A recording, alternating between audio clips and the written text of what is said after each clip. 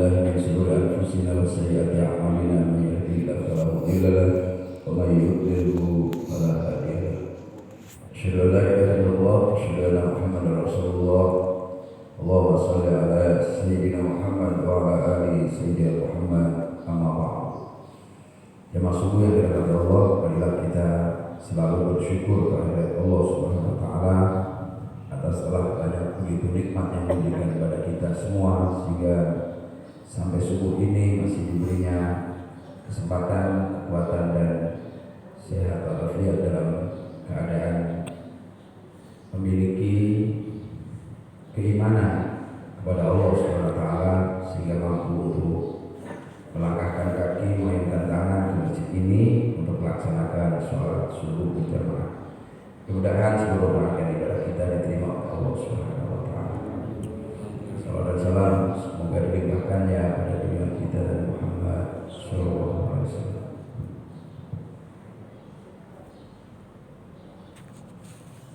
Baik Bapak Ibu, pada subuh pagi ini kita akan lanjutkan kajian surat Maryam tentang keajaiban doa Nabi Zakaria alaihissalam yang beliau mendapatkan amanah untuk memelihara Maryam ketika masih kecil, di mana Maryam itu putri dari Imran atau yang disebut dalam satu surat Ali Imran adalah ulama terkemuka pada masa Bani Israel. Dia telah bernazar kepada Allah agar anaknya nanti lahir seorang laki-laki yang akan dharmabaktikan untuk mengurusi Baitul Maqdis. Tetapi ternyata setelah lahir bukan laki-laki tetapi perempuan. Dan wa inni samaituha Maryam, dan kami namakan bayi itu bernama Maryam. Wa inni u'idzuka minasyaitonir rajim. Aku berlindung pada Allah dari godaan syaitan yang terkutuk. Karena sudah terlanjur nazar, maka tetap ditunaikan walaupun bayi ini perempuan. Dan dalam sejarah disebutkan Imran sudah meninggal dunia ketika Maryam berusia masih 2 bulan, masih kecil. Lalu pengasuhannya dialihkan kepada pamannya, yaitu Zakaria. Zakaria sendiri adalah seorang yang sudah sangat tua dan tidak memiliki anak, sehingga dianggap Maryam itu sebagai anaknya sendiri.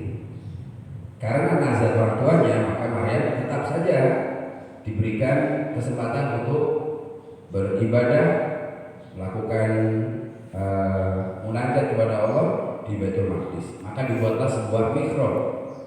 Mihrab itu adalah tempat khusus untuk ibadah pada masa lalu di Baitul Maqdis. Jadi hari-hari Maryam dari kecil sampai dewasa sampai remaja itu ya di mihrab itu. Ketika Zakaria ingin menengok keponakannya ini akan memberi makanan, ternyata sudah tersedia makanan. Dari mana makanan ini Maryam? Dia berkata, qalat huwa min indillah, innallaha yarzuqu man yasha'u bighairi hisab. Makanan-makanan ini datang dari Allah.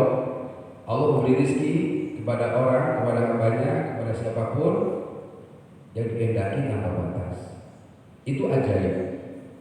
Lebih ajaib lagi ketika musim dingin, hidangan yang tersedia adalah buah-buahan yang ada di musim panas. Kalau musim panas, hidangan yang tersedia adalah buah-buahan yang ada di musim dingin. Itu ajaib. Karena begitu ajaibnya melihat kejadian seperti itu, maka Nabi Zakaria punya keberanian untuk meminta sesuatu juga yang ajaib. Ajaibnya bagaimana? Dirinya sudah tua. Dia mengatakan, tulang belulangku sudah rapuh, kepalaku sudah menyala dengan tubuhnya uban, semuanya sudah putih. Tapi aku tidak pernah bosan, tidak pernah kecewa untuk meminta sesuatu kepada Engkau. Jadi itu yang melatar belakangi kenapa Zakaria punya nyali, gitu ya, pede untuk meminta anak, karena melihat keajaiban yang ada pada ponakannya Maryam. Gitu ya. Latar belakang kenapa kemudian Nabi Zakaria itu berani meminta sesuatu yang ajaib. Aku sudah tua, tulang-tulangku sudah rapuh, uban di kepala aku sudah penuh, tapi aku tidak pernah kecewa berdoa kepada Allah. Wa inni khiftul mawali min wara'i wa kanat imraati akhirah. Aku sangat mengkhawatirkan generasi sudah aku tinggalkan, bagaimana nanti Bani Israel, bagaimana nanti dengan keluargaku, siapa yang akan ngurusi, sedangkan aku adalah laki-laki yang sudah sangat tua, sudah rapuh tulang-tulangku, bertabur uban di kepalaku, sedangkan istriku seorang yang mandul. Kan sesuatu yang aneh. Tapi dia berani minta karena dia melihat keajaiban yang terjadi pada Maryam. Akhirnya kemudian dikasih anaknya, diberi nama Yahya. Kisah selanjutnya lebih ajaib lagi gitu. Kisah selanjutnya, paragraf selanjutnya pada ayat ke-12 dan seterusnya itu nanti lebih ajaib lagi karena akan hadir seorang putra dari keponakannya Maryam yang nanti akan disebut sebagai Nabi Isa alaihissalam tanpa persentuhan dengan seorang laki-laki manapun. Itu ajaib lagi kan. Jadi Maryam itu mengungkap keajaiban-keajaiban yang ada pada masa lalu tentang keluarga Imran, tentang keluarga Zakaria, tentang keluarga Maryam, tentang kelahiran Nabi Isa alaihissalam. Dari peristiwa-peristiwa ini manusia terbelah menjadi tiga kelompok besar, tiga golongan ya. Golongan yang pertama, yang ekstrim pertama adalah mengatakan bahwa naudzubillah min dzalik ya. Yahudi itu menyebutkan bahwa Maryam itu telah berzina sehingga melahirkan anak zina yang namanya Maryam. Siapa pasangan zinanya? Yusuf an-Najjar. Maka orang Yahudi menyebut Isa bukan Isa bin Maryam, tapi Isa bin Yusuf an-Najjar di dalam Tauratnya. Itu kan kejam sekali ya tuduhan seperti itu. Tuduhan yang sangat suuzon ya kepada Allah. Itu kelompok pertama, ekstrim pertama Yahudi menuduh Nabi Isa lahir karena persetubuhan dengan laki-laki yang bernama Yusuf an-Najjar.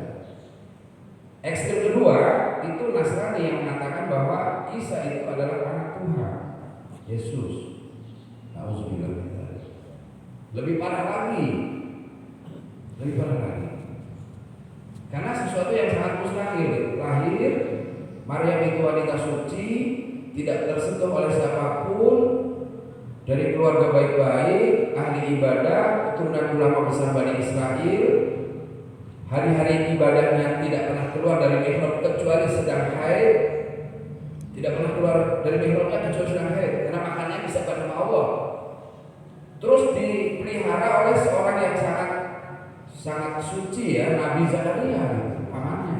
Sehingga kok bisa hamil gitu? Oh, berarti yang menghamili gitu kan, makanya ada trinitas ya. Trinitas itu tiga Tuhan yang menjadi satu. Tuhan Bapa di surga yang Allahnya kita itu Allah, Tuhan Bapa. Yang kedua adalah Isa sendiri. Isa sendiri adalah yang disebut sebagai Yesus, anak Tuhan. Dan yang ketiga Roh Kudus yang niupin dia roh. Siapa? Malaikat Jibril. Itu tiga trinitas. Nah, Islam meluruskan semuanya paham-paham sesat itu baik Yahudi atau Nasrani dibantah dalam surat Maryam. Maka jadi konteks pembahasan surat Maryam itu menjadi penting karena umat Islam jangan sampai dibodohi bahwa semua agama benar, semua agama sama. Enggak sama, Tuhannya beda, ibadahnya beda. Mungkin muamalahnya sama baik, muamalahnya sama. Gak boleh mencuri, gak boleh berzina, gak boleh merampok, kan sama itu muamalah kan. Harus jujur, gak boleh menipu, itu muamalah mungkin sama. Kebaikan dalam muamalah itu sama. Tapi ibadahnya beda, Tuhannya beda, jauh. Jadi jangan mau dibohongin kalau Tuhan agama semua sama gitu. Semua agama benar itu salah sekali. Dan itu propaganda itu dibayar, propaganda itu dibiayai oleh para misionaris. Jadi umat Islam jangan sampai terkecoh atau tertipu dengan slogan propaganda bahwa semua agama itu sama, tidak sama. A'udzubillahi minasyaitonir rajim. Bismillahirrahmanirrahim. Ya Yahya khudhil kitaba biquwwah. Ini setelah kelahiran Yahya ya. Wahai Yahya, Yahya putra dari Nabi Zakaria yang didapat dengan cara yang sangat aneh. Sudah sangat tua, istrinya mandul tapi masih bisa hamil. Karena kehendak Allah. Apa yang susah bagi Allah ya? Idza arada syai'an ayyaqula lahu kun fayakun. Jadi enggak ada masalah. Allah itu kan Maha Kuasa ya. Nabi Adam aja enggak ada ayah ibu ada. Apalagi cuma sekedar tua kan? Apalagi cuma sekedar tidak ada suami. Karena ada rahim, mudah sekali bagi Allah. Nabi Adam saja yang tidak ada ayah ibunya bisa dicipta. Apalagi cuma sekedar tidak ada ayah atau hanya sekedar tua. Ya Yahya khudhil kitaba biquwwah. Wahai Yahya, peganglah kitab dengan teguh. Maksudnya ambillah Taurat, kitab Taurat yang merupakan kelanjutan risalah dari Nabi Musa alaihissalam dengan kokoh, dengan kuat. Wa atainahu hukma shabiyyah, dan kami berikan kepadanya hukum-hukum al-hukma shabiyyah ketika Yahya itu masih kecil. Jadi satu-satunya nabi yang diutus oleh Allah ketika masih kanak-kanak adalah Yahya. Semua nabi usianya sudah 40 tahun ketika diutus menjadi rasul, tapi Yahya diutus oleh Allah menjadi rasul, diangkat menjadi nabi ketika dia masih sobiyan, masih kanak-kanak. Ya mungkin umur 7-8 tahun itu, tapi memiliki keistimewaan yang luar biasa. Karena memang dilahirkan juga dengan proses yang luar biasa. Maka kemudian Allah berikan kepadanya kitab Taurat yang merupakan kelanjutan risalah dari Nabi Musa alaihissalam. Kelanjutan risalah dari Nabi Musa alaihissalam dan rentetan-rentetan dari nabi-nabi Bani Israel. Gitu ya. Rentetan-rentetan kelanjutan dari risalahnya Bani Israel. Dan kami berikan kepadanya hukma. Al-hukma itu artinya hukum-hukum.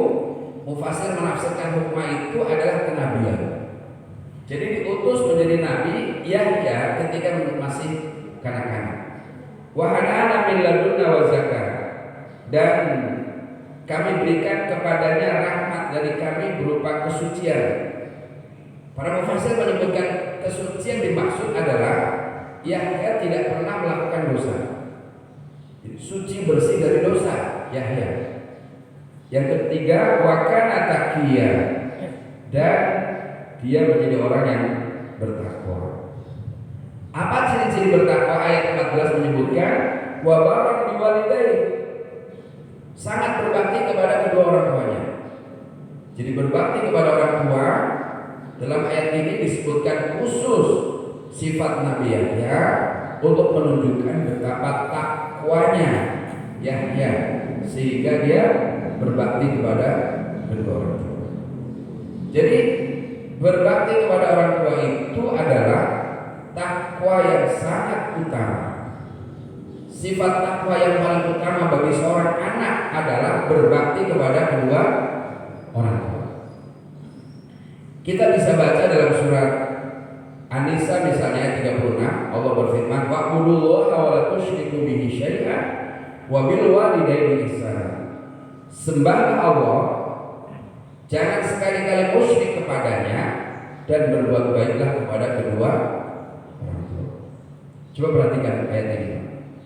Allah menempatkan perintah untuk berbakti kepada orang tua urut nomor 2 setelah perintah menyembah Allah.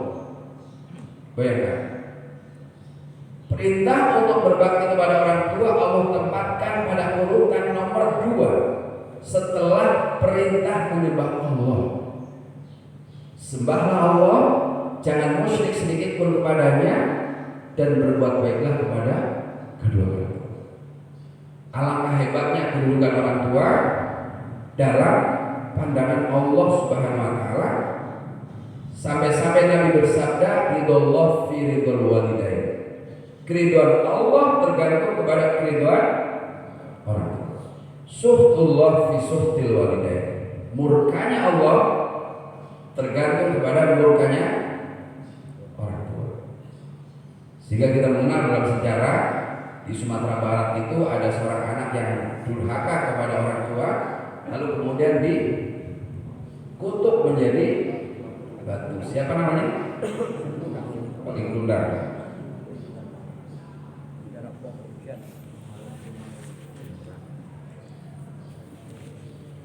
Terlepas dari cerita dongeng itu benar apa tidak, tapi yang jelas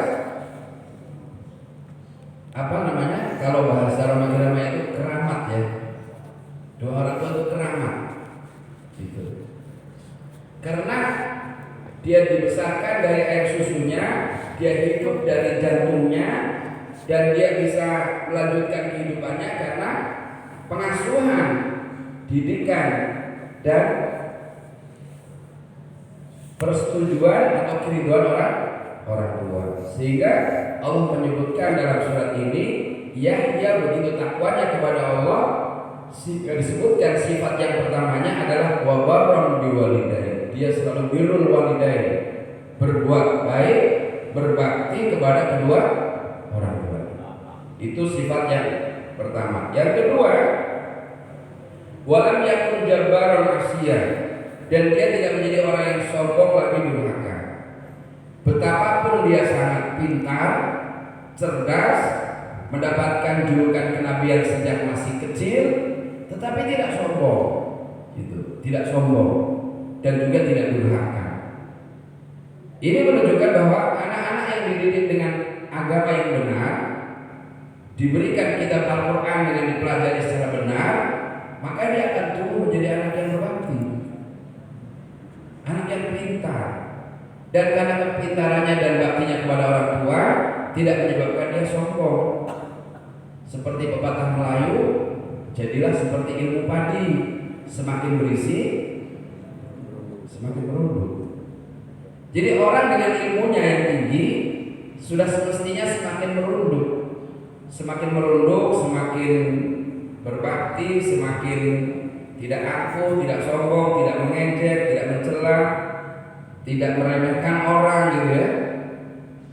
Kadang-kadang ada orang yang baru belajar Iqra 1 sudah nyalah-nyalahin yang Al-Quran, ya kan? Ada yang belajarnya Iqra, baca alif lam mimnya aja belum lurus gitu, tapi udah nyalah-nyalahin orang gitu. Semakin angkuh dia punya ilmu, semakin sombong dia punya ilmu, tidak mau belajar, maunya ngajarin, diajar itu gak mau, maunya ngajarin orang, sombong, angkuh. Nah, Nabi Yahya tidak. Itu sifat orang yang bertakwa. Kemudian begitu tingginya kedudukan Yahya dalam pandangan Allah, maka Allah menyebutkan ayat 15, wassalamun alaihi, selamat atasnya. Yauma wulida, saat dia dilahirkan. Wa yauma yamutu, dan pada saat kematiannya. Wa yauma yub'atsu hayya, dan ketika nanti dibangkitkan. Inilah tiga keadaan Bapak Ibu yang kita sangat butuh pertolongan Allah. Tiga keadaan yang pertama adalah ketika lahir. Ya, lahir ini kan ibu-ibu merasakan semua ya, bagaimana proses kelahiran itu, di mana seorang ibu akan seandainya harus meninggal ya Allah, maka biarlah saya saja, asalkan anak saya bisa hidup, kan gitu. Ya Bu ya, benar Bu? Halo ibu-ibu. Ibu-ibu kalau mau melahirkan sakit gak? Luar biasa, sakit banget. Seperti orang yang dipatahkan 20 tulangnya sekaligus, keretak gitu. 20 tulang itu lepas. Tapi begitu mendengar gitu ya, terus hilang sakitnya, betul, hilang sakitnya. Nah, pada saat itu bayi lahir menangis. Kenapa menangis? Karena dia digoda oleh setan. Tidak seorang pun yang lahir kecuali akan menggoda setan kepadanya, maka diazankan di telinga kanannya oleh ayahnya dan diikomahkan di sebelah kirinya, mengusir setan, disyahadatkan, dibacakan kalimat tauhid, di telinganya dibisikkan kalimat la ilaha illallah. Itu kondisi kritis yang pertama. Dan betapa banyak orang yang melahirkan kemudian meninggal dunia. Kalau nggak anaknya, ibunya, atau bahkan dua-duanya, benar nggak? Iya, kritis Kritis yang kedua ketika mati. Betapa kita butuh pertolongan Allah ketika mau mati. Sakaratul maut itu luar biasa. Setan tidak akan pernah berhenti menggoda manusia agar menjadi pengikutnya, agar menjadi temannya di neraka jahanam sampai detik-detik menjelang kematian. Makanya orang yang sedang sakaratul maut itu jangan ditinggal. Harus tungguin. Dibisikkan kalimat tauhid, la ilaha illallah. Dibisikkan kalimat tauhid. Kalau sudah kelihatan mulutnya buka mengucap la ilaha illallah, gak usah diajak ngomong lagi yang lain, udah mudah-mudahan itu yang terakhir. Gitu. Jadi la ilaha illallah. Setan terus akan menggoda dia. Dia memberikan sekian bayangan, sekian hiasan, sekian banyaklah bisikan-bisikan setan itu. Jadi nanti dia akan berpacu atau berlomba dengan bisikan-bisikan setan. Kalau kita tidak kencang, kalau kita lalai abe membisikkan tentang kalimat tauhid, maka bisa jadi yang diucapkan adalah bukan la ilaha illallah. Yang diucapkan hartaku, anak-anak, mobilku, kebunku itu. Maka dianjurkan untuk ditungguin, dibimbing ya dengan kalimat tauhid. Sebab kalau tidak nanti setan akan menjerumuskan dia sehingga menjadi suul khotimah. Bisa jadi seorang akan meninggal kemudian dia sedang maksiat, atau tidak maksiat tapi dia tidak bisa mengucap la ilaha illallah, atau bahkan dia suudzon kepada Allah. Percuma saya mau mati tapi mungkin saya tidak diampuni dosa, itu suudzon. Mungkin obat saya tidak diterima, percuma. Nah itu suudzon kepada Allah. Jadi kritis yang kedua adalah ketika sangat membutuhkan pertolongan Allah saat kita akan meninggal dunia. Kita akan meninggal dunia semua kan? Itu berarti kritis pertama sudah lewat, lahir kita. Kritis kedua belum. Karena kritis kedua itu nanti saat kita akan meninggal dunia. Butuh sekali pertolongan Allah Subhanahu wa taala. Yang ketiga, wa yauma yub'atsu hayya. Ketika nanti jadi dibangkitkan. Kebangkitan nanti adalah kritis yang ketiga, di mana kita akan hidup di mahsyar, akan dijemur, diterik matahari dengan keadaan yang luar biasa. Satu hari pada mahsyar 50.000 tahunnya dunia, bayangkan. Kalau untuk satu harinya ada 50.000 tahun dunia, bagaimana kalau bertahun-tahun di sana? Tidak terbayangkan kan? Maka kita butuh perlindungan Allah. Salah satu di antara perlindungan Allah itu adalah orang yang bersedekah tangan kanannya, tangan kirinya tidak tahu. Ikhlas lah maksudnya, ikhlas. Kalau sekarang kan sedekah tangan kanan, tangan kirinya foto. Iya kan? Langsung di-share.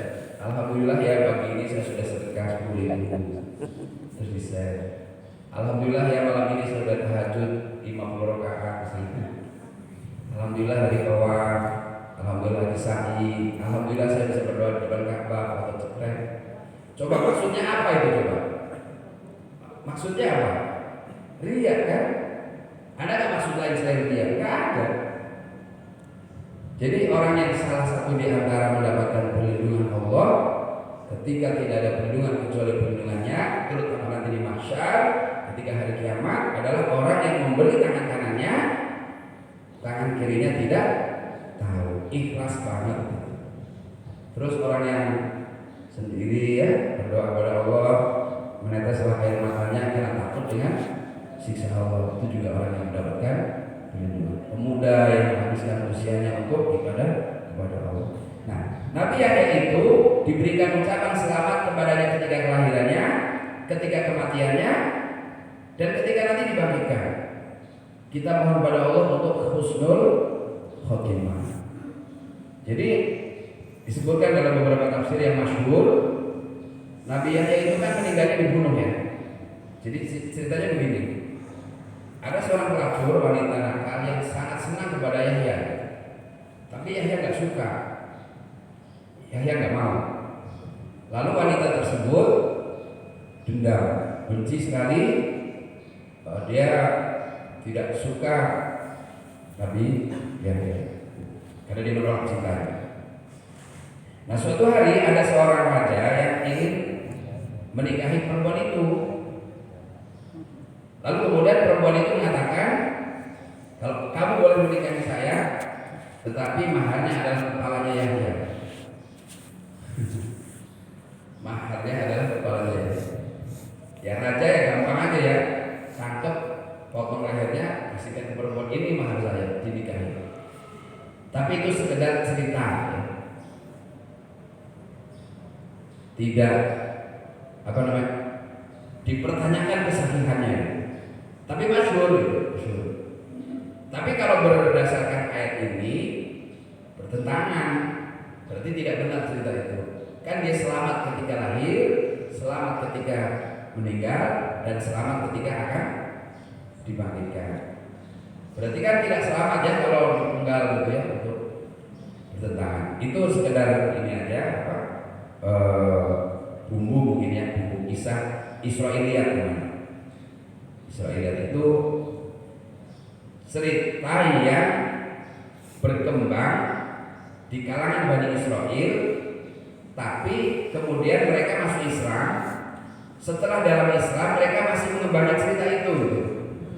Jadi namanya cerita Israiliyat. Israiliyat itu cerita-cerita yang masyhur di kalangan Bani Israel. Setelah mereka masuk Islam, cerita itu dibawa.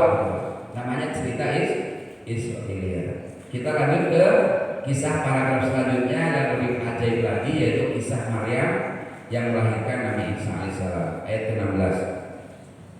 Tapi sebelum dilanjutkan, kalau ada pertanyaan, silakan. Ada?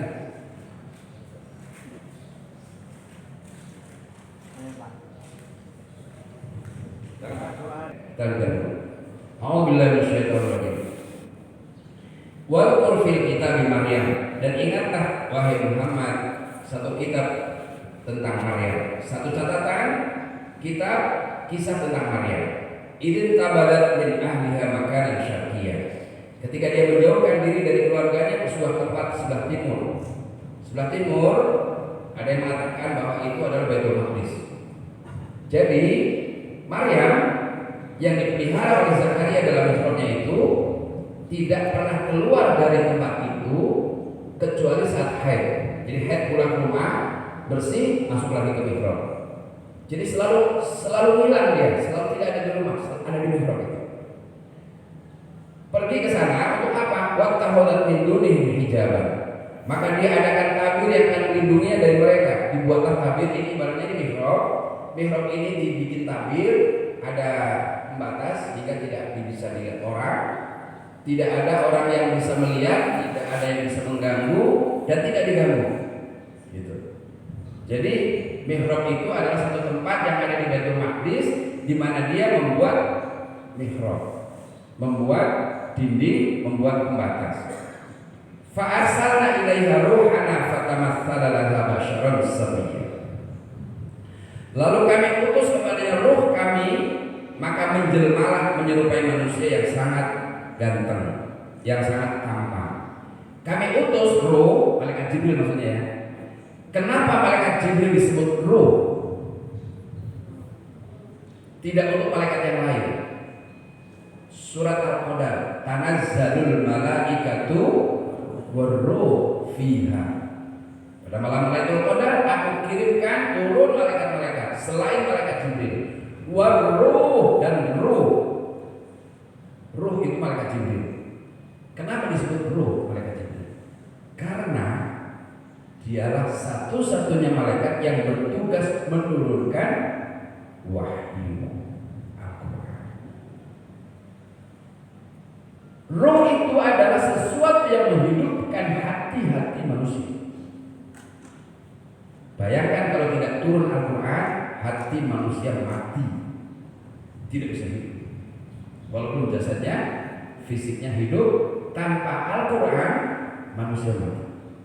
Bapak Ibu sekalian bisa hadir pagi ini di sini karena di hatinya ada Al-Quran, karena di hatinya ada iman. Yang tidak ada iman tidak akan tergerak. Maka ruh, malaikat Jibril disebut ruh karena dia menghidupkan hati-hati umat manusia. Saya yakin tidak akan bisa hadir di sini Bapak Ibu kalau tidak ada ruh. Ruh yang dimaksud adalah Al-Quran. Jadi adanya keyakinan kepada Allah itu karena Jibril turun memberi wahyu. Maka umat ini menjadi mulia. Datang kepadanya malaikat Jibril fatamatsala laha basyaran sawiyyan, menjadi manusia laki-laki yang sangat tampan, sawiyyan, sempurna. Laki-laki sempurna. Laki-laki yang ganteng, tampan, sempurna di depan seorang perempuan yang tidak pernah tersentuh oleh laki-laki, tidak pernah keluar dari mihrab kecuali untuk ibadah, kecuali hanya ketika dia haid. Kira-kira apa yang terjadi pada diri Maryam? Tidak pernah ketemu dengan laki-laki, tidak pernah apalagi bersentuhan, ketemu aja enggak. Tiba-tiba di depannya ada laki-laki sangat tampan. Coba kira-kira gimana reaksi Maryam? Gitu ya, kaget. Laki-laki yang ganteng, tampan, tiba-tiba ada di depan seorang gadis yang tidak pernah ketemu laki-laki, boro-boro bersentuhan, ketemu aja enggak, kecuali kepada pengasuhnya, pamannya Zakaria. Mungkin yang paling ganteng di sini misalnya siapa ya? Haji Teguh misalnya. Haji Teguh. Lalu apa yang dikatakan oleh Maryam? Qalat inni a'udzu birrahmani minka. Maryam berucap, aku berlindung kepada Ar-Rahman, kepada Tuhan yang Maha Pengasih, kepada Engkau. Aku berlindung kepada Tuhan dan godaan Engkau. Dia pikir laki-laki ini akan bermaksud jahat. In kunta taqiyya, jika kamu benar-benar orang yang takwa. Jadi tidak ada kata-kata apapun selain berlindung kepada Allah. Sebab dia pikir laki-laki ini pasti akan mengganggu. Gitu ya. Dia akan mengganggu sehingga dia langsung berlindung kepada Allah dari godaanmu. Aku berlindung kepada Allah dari godaanmu jika kamu orang yang bertakwa. Sebetulnya para ulama berpendapat Maryam juga ada semacam rasa gitu ya. Ya gimana Bu, didatangi laki-laki ganteng di depannya sendirian, tidak ada yang melihat, jauh dari orang. Secara naluri manusia tertarik nggak? Laki-laki perempuan ketemu yang paling ganteng, tiba-tiba di depannya tidak ada yang melihat, jauh dari orang, pasti tertarik ya. Tapi langsung dia mengucapkan inni a'udzu birrahman, aku berlindung kepada Allah yang Maha Pemurah dari kamu. Karena dia berpikir yang datang itu adalah laki-laki yang akan mengganggu, maka dia langsung beringat kepada Allah sehingga dia berlindung kepada Allah dari godaan kamu jika kamu orangnya bertakwa. Qala, kemudian kamu itu mengatakan innama ana rasul rabbiki ahabalaki gulaman zakiyya. Kemudian laki-laki itu berkata, saya ini adalah utusan Tuhanmu. Aku ini utusan Tuhanmu dan aku akan anugerahkan kepada engkau seorang laki-laki yang suci. Coba kaget lagi nih. Hah? Bagaimana saya bisa mendapatkan seorang anak? Qala, kemudian Maryam berkata, anna yakunu li ghulam, bagaimana saya mendapatkan seorang anak? Walam yamsasni basyar, aku belum pernah tersentuh oleh seorang laki-laki. Walam aku baghiyah, dan aku bukan perempuan pezina. Laki-laki ini ternyata bukan seorang laki-laki, dia malaikat Jibril yang menjelma menjadi laki-laki yang sangat tampan. Lalu dia kabarkan akan datang kepadamu perintah Tuhanku bahwa engkau akan mendapatkan seorang putra. Kagetlah dia, bagaimana mungkin saya bisa mendapatkan seorang putra sementara aku tidak pernah tersentuh oleh laki-laki. Dan aku bukan pezina, sebab cara mendapatkan anak hanya ada dua. Cara mendapatkan anak pertama adalah dengan pernikahan yang sah, yang kedua dengan perzinahan. Sementara dua-duanya tidak saya lakukan. Menikah enggak, tersentuh laki-laki enggak, apalagi berzina, tidak pernah. Bagaimana itu bisa terjadi? Ini proses terjadinya kelahiran Nabi Isa. Qala, kemudian malaikat itu menjawab, kadzalika qala rabbuka huwa alayya hayyin. Yang demikian itu mudah bagi Allah. Ini kan mematahkan pendapat yang mengatakan bahwa Isa adalah anak Tuhan. Bukan, ini ruh yang ditiupkan oleh malaikat Jibril. Walinaj'alahu ayatan linnas, dan dijadikan kelahiran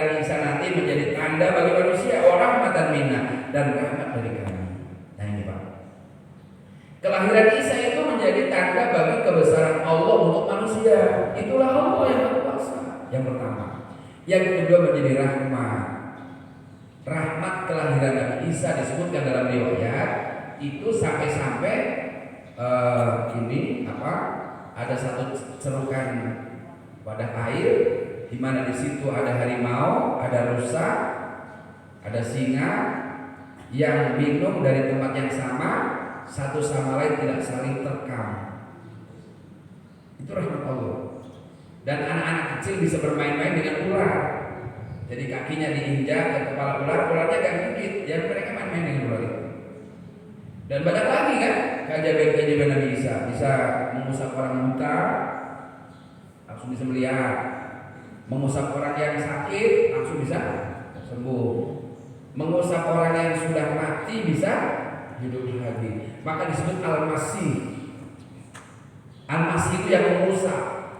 Dengan usapannya orang buta jadi melihat, dengan usapannya orang yang lumpuh jadi bisa berdiri lagi jalan, dengan usapannya orang sakit bisa sembuh, dengan usapannya bisa menghidupkan orang. Makanya Al-Masih yang mengusap. Mengusap apa? Mengusap orang yang sakit menjadi sembuh. Isa Al-Masih, Isa yang mengusap. Ada lagi Al-Masih yang lain, Al-Masihid Dajjal, ya. Dajjal juga mengusap. Jadi nanti dia mengusap bumi yang tandus jadi subur. Bisa juga mengusap orang mati hidup lagi. Tapi itu tipuan. Dajjal itu tipuan. Dan rahmat yang nanti akan dirasakan oleh umat akhir zaman dengan kelahiran Isa adalah dia akan turun lagi ke dunia untuk membunuh Dajjal.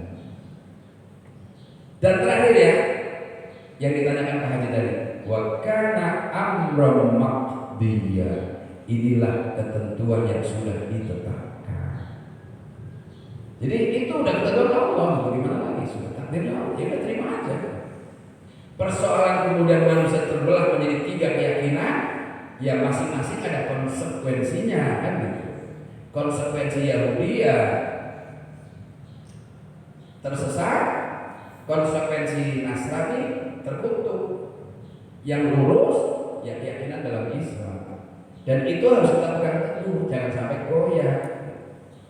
Inilah Islam yang membenarkan ajaran-ajaran sebelumnya yang sempat diselewengkan. Bahkan sampai Yahudi menuduh Maryam itu berzina dengan seorang laki-laki yang bernama Yusuf An-Najjar.